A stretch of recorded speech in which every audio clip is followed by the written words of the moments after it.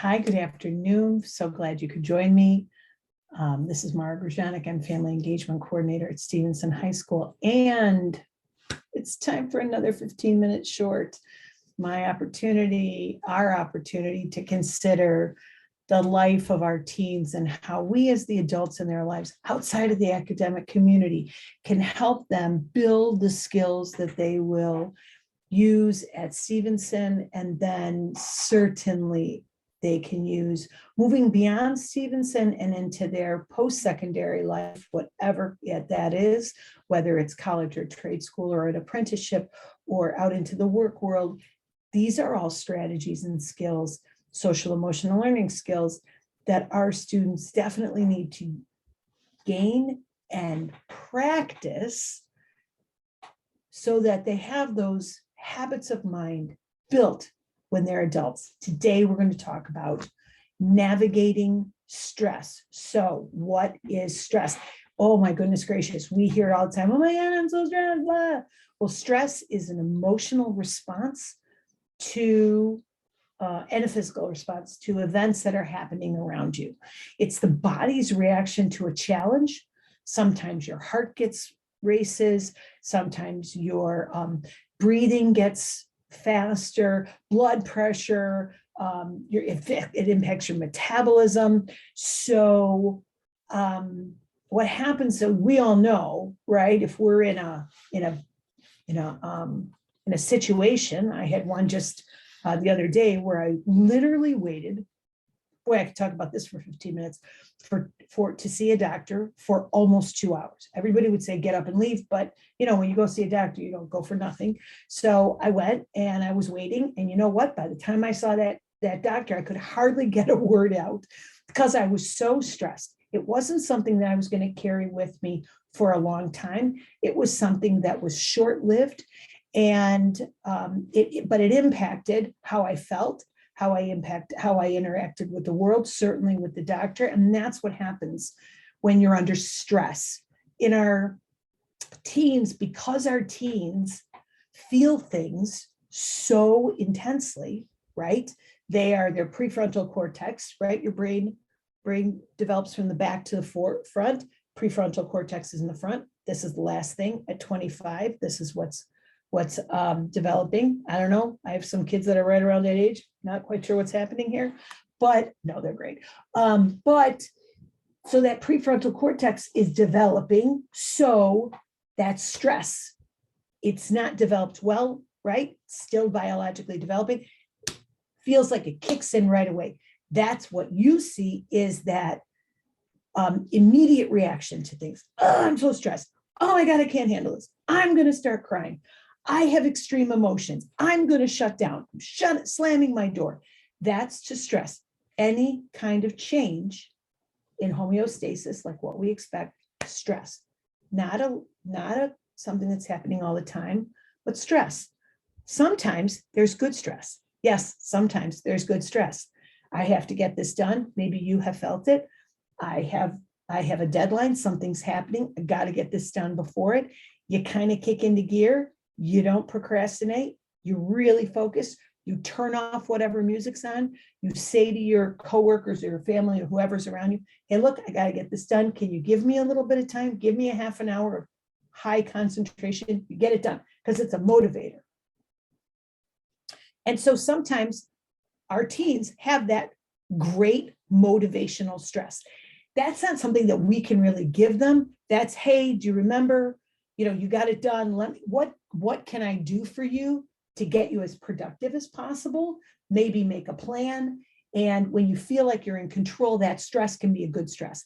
Then there's the stress that's the bad stress. And that's the stress that you don't anticipate. That's when you're really trying to be productive and someone throws something else on you. Or it's going to be a really cold night and your water heater breaks, or the heater in your house breaks, or conversely, it's a super hot time in the summer. And guess what? The air conditioner is just not breaking. Or you're late somewhere and you get a flat tire. All of those big stresses, they interfere with our daily functioning. They make a big jolt, and our coping mechanisms are overwhelmed. Even as adults, our coping mechanisms are overwhelmed, so we can't really function at our best. Feeling stressed is completely natural. Everybody feels it at every part of their life. And when we look at our teens, it's irritability, it's anger.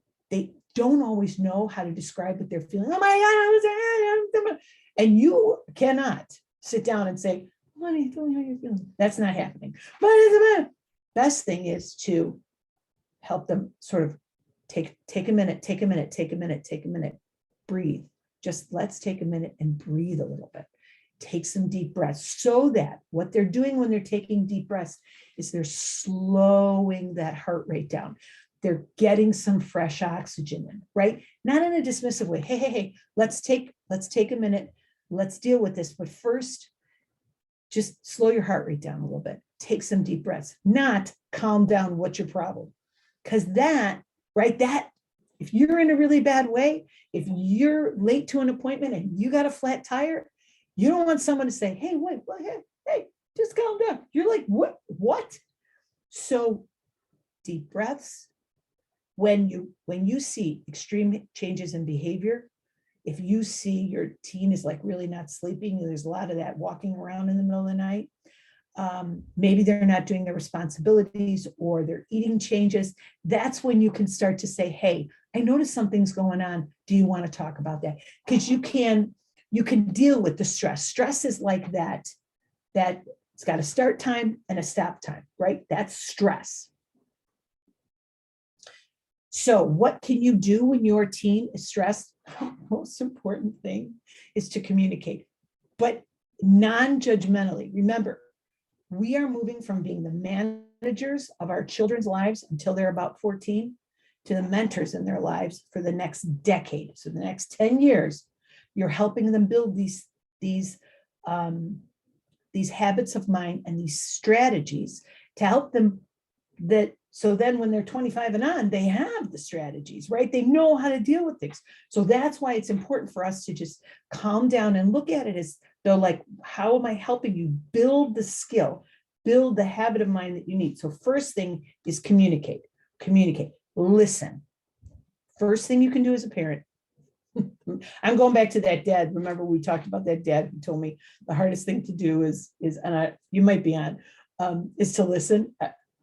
That was the best advice I have ever heard in my life from a family member, that parent said, the hardest thing I have, and I have kids of all ages, is to listen. And it is the first thing that you need to do when your teen is stressed out, is sit back and listen. Do not minimize, listen. Have them describe what is happening, listen, and ask them, and then acknowledge that what they're going through is real. What they are going through is real. To them, it is significant. If you blow it off, what you do is, first of all, they're left with the stress. But remember what you're doing, your goal in this is to build that collaborative relationship, build that trust. So you have to think, I'm building trust, right? So even if it seems overblown or dramatic or whatever, and the most important thing for you to do is not deny what they're going through. Listen, just let them talk.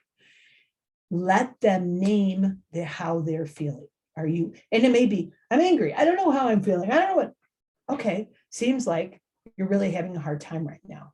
Do you think maybe are you confused, or are you angry? Of course you're angry. Everybody gets angry, right? Let's go back to the flat tire. The flat tire's fault is, like, usually when I'm driving, it's my partner's fault. My partner's not even in the car, but somehow it's always his fault. But if you can label your emotions, you can deal with your emotions, right? So if you help them, like, how do you feel, like, have them stop and think, why am I feeling this way? What is going on? I'm not really, I'm angry that I have a flat tire, but I'm really upset that I'm not going to get to where I need to be, that I'm going to be late. Because if I call them and they say, not a problem, all of a sudden, that goes down. So really, really important to get them to see for themselves, outside of themselves, what's going on, so that they can then build that habit, build that skill of sort of stepping out of the situation, kind of looking at, what am I doing, right? what's new or different in the situation that I'm in that I haven't dealt with before, right? So that's because it's stress is something that you have unanticipated. What's new and different? Why is it new and different? What's the source of that? And then how do I feel? Most people feel stressed because there's like a threat to their ego, a threat to their sense of self and well-being. And then how do I need to get back under self-control? So what's different? What's happening? How's it making me feel? What's that threat? What's happening? And then how can I get myself back in control? What can I do, right? I can call a tow truck. First thing I can do is I can call the people and say, hey, I'm going to be late. I have a flat tire. So that when they see, it's okay to feel stressed. It's not horrible to feel stressed. It's not a bad thing to feel stressed. It's not like as the adults in our teens' lives, we don't have to make sure that they're in homeostasis. They don't have to be in homeostasis. They can be in stress. That's where this nuts, the picture on the screen, you can see the screen. But that nuts is what's new and different. What's the threat to what became unpredictable? What's the threat to me? And then how do I gain a sense of control, right? What's new? What's unpredictable? What was my threat, right? So assess the situation. How can I get back into control?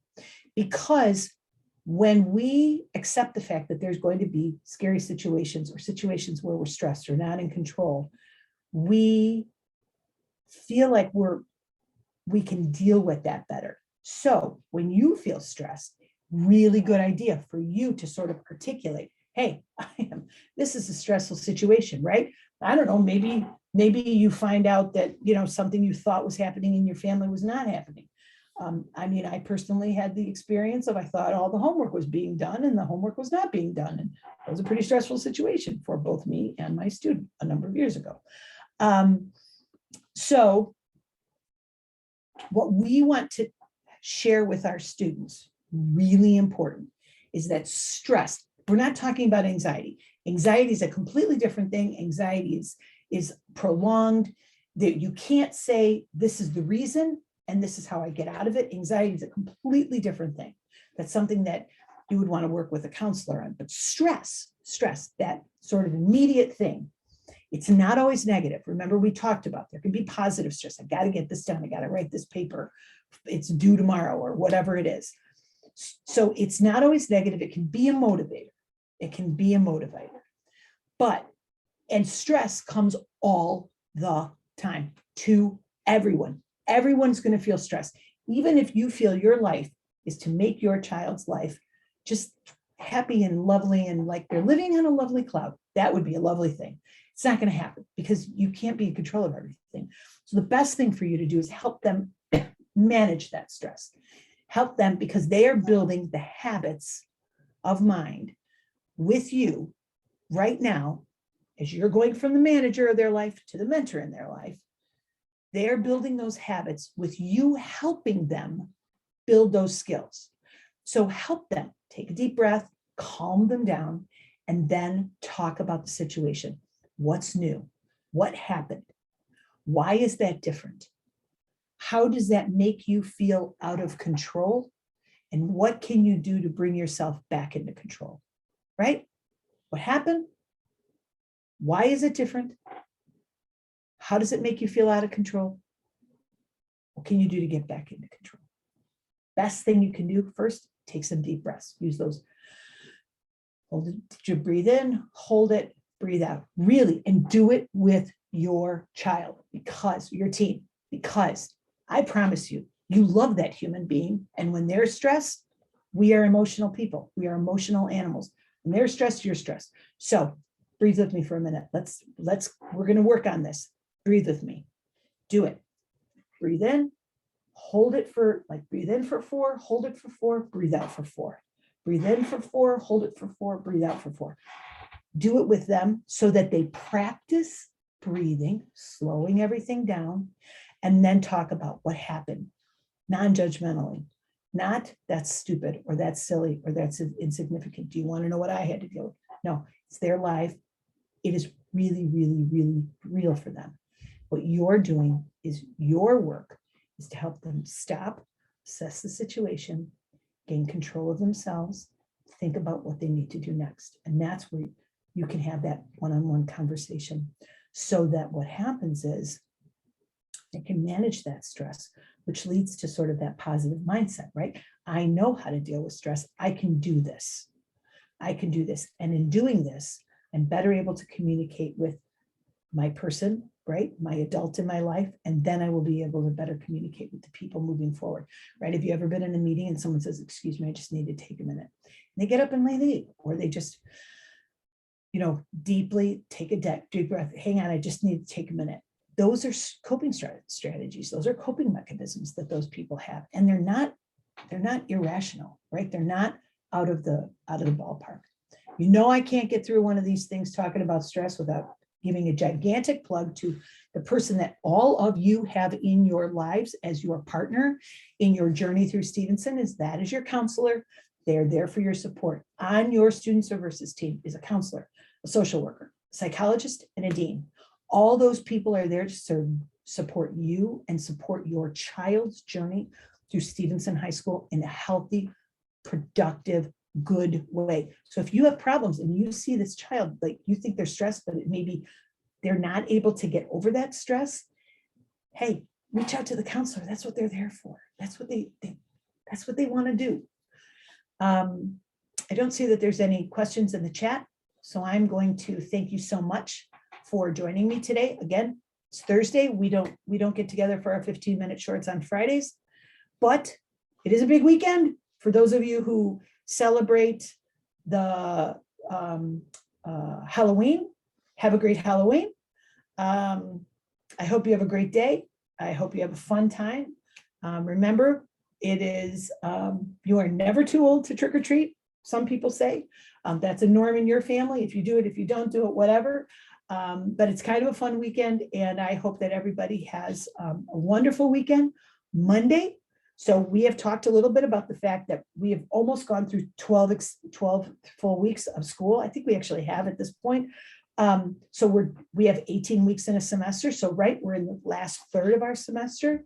And so you're very, very welcome. Thank you for reaching out. So next week, we're going to talk a lot about how you can support academic achievement in your teen. And we're going to talk about gratitude. We're going to talk about strategies for learning and all that. You can find that in your eMinuteman. But Monday, we're going to talk about strategies for learning at noon. I hope you can join me. Thank you very much for your time. Thank you for being part of today's discussion. And I wish you all a really good weekend. Take care, everybody.